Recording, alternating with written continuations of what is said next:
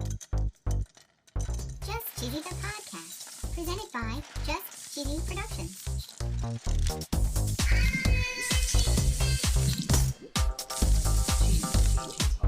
Hi there, I'm your host, Fondue.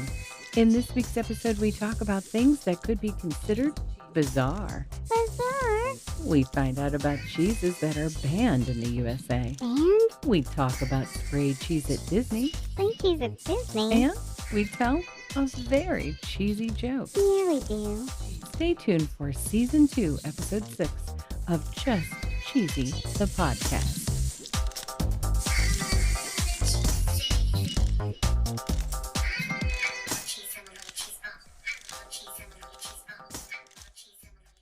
So cheesy, I've got a couple of stories here that might be considered just a little bit bizarre. What do you consider bizarre? Okay, how about cheese vending machines? Cheese vending machines? According to Lustenberger and Durst's website called LeSuperbe.com, according to the news section in their website, they put a vending machine right next to their location in, and I'm sorry, Oh boy. Hohenberg C.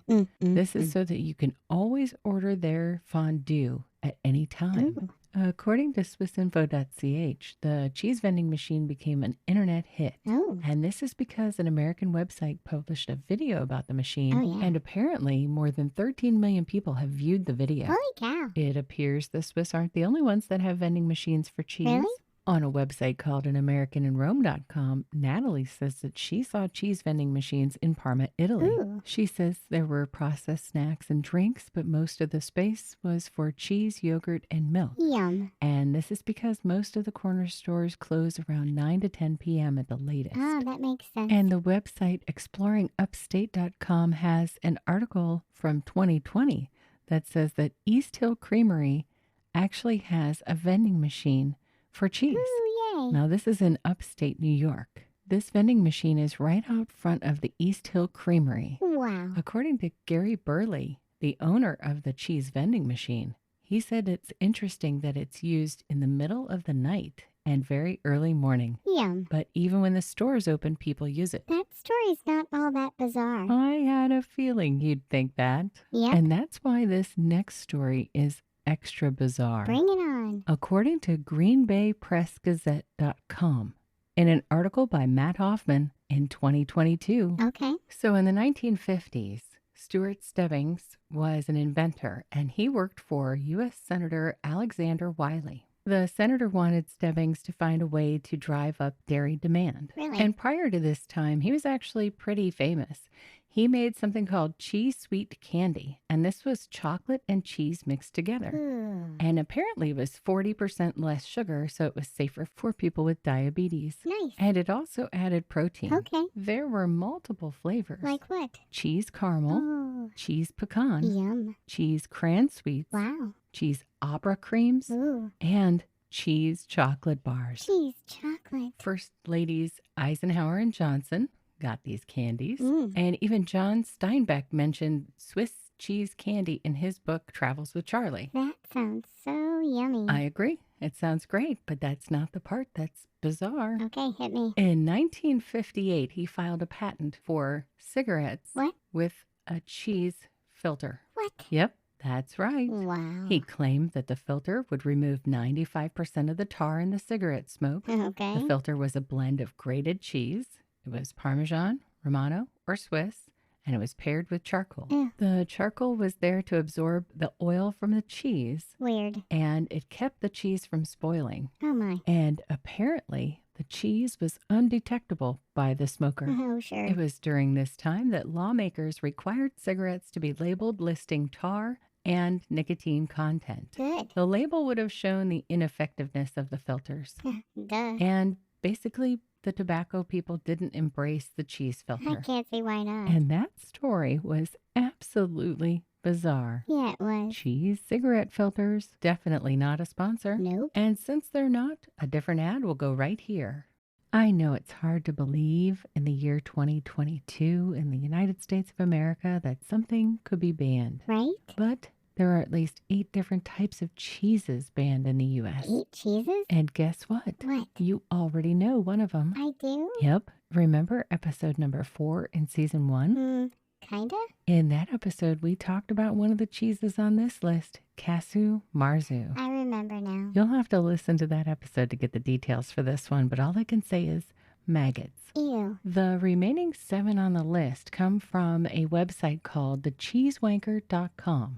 Oh, that's bad. Oh, I know. I don't make up the names of these websites. And this one is not quite as gross as the Casu Marzu. This is called Brie de Meaux. It's made in France. It's a soft cheese, and it's banned because they use raw cow's milk. Ew. I'm just prepping you now. Most of these are from other countries, and I'm going to do my best with pronunciations, and I apologize to everybody in the world.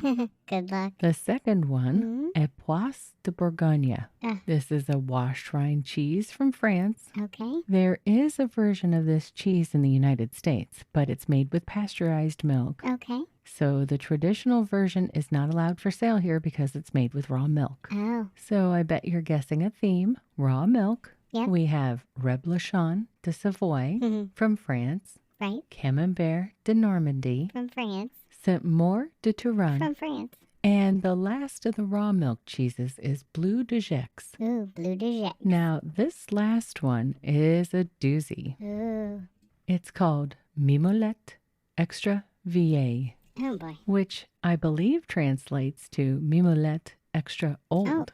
Okay. So I have to imagine it has something to do with the aging of the cheese. Okay. In this article, it says it comes from Lille, northern France, and at 12 months, it has a distinctive gray rind, Oh. which looks kind of like a cantaloupe. Okay. And do you have any idea what causes the little holes in the rind to make it look a little bit like cantaloupe? No idea. Your first 3 guesses don't count. Okay. Mites. What? Yeah, mites. M-I-T-E-S, mites. Oh, what? So if you've ever seen mimolette, the color of the cheese itself is orange, and that comes from the seasoning annatto. Okay. The original request came from Louis XIV, who wanted a replacement for Edam cheese. Okay. It was first colored with carrot juice and then later with annatto to give the distinct orange color. Really? According to Wikipedia, when it's young, it tastes like Parmesan, and then when it gets old, it becomes hard to chew, and the flesh takes on the flavor of hazelnut. But it's banned because in 2013, the FDA detained about a ton of cheese, and this was because the cheese mites could cause an allergic reaction if consumed in large quantities. Yeah. And apparently, that cheese was above the standard of 6 mites per cubic inch. Mites per cubic Apparently, inch. there's a standard of 6 mites per cubic inch. Oh, my. So apparently, this cheese went over that threshold.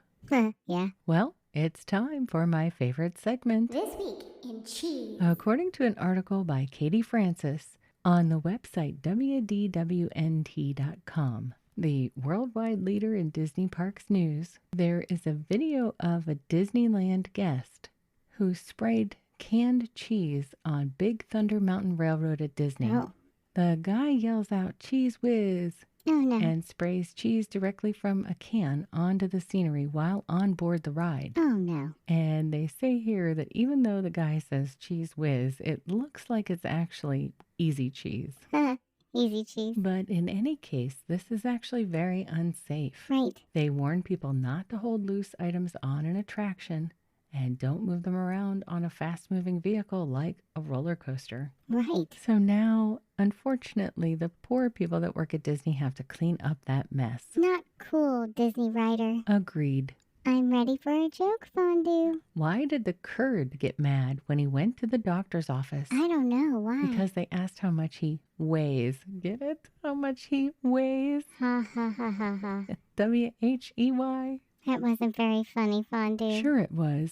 And it was a little bit cheesy.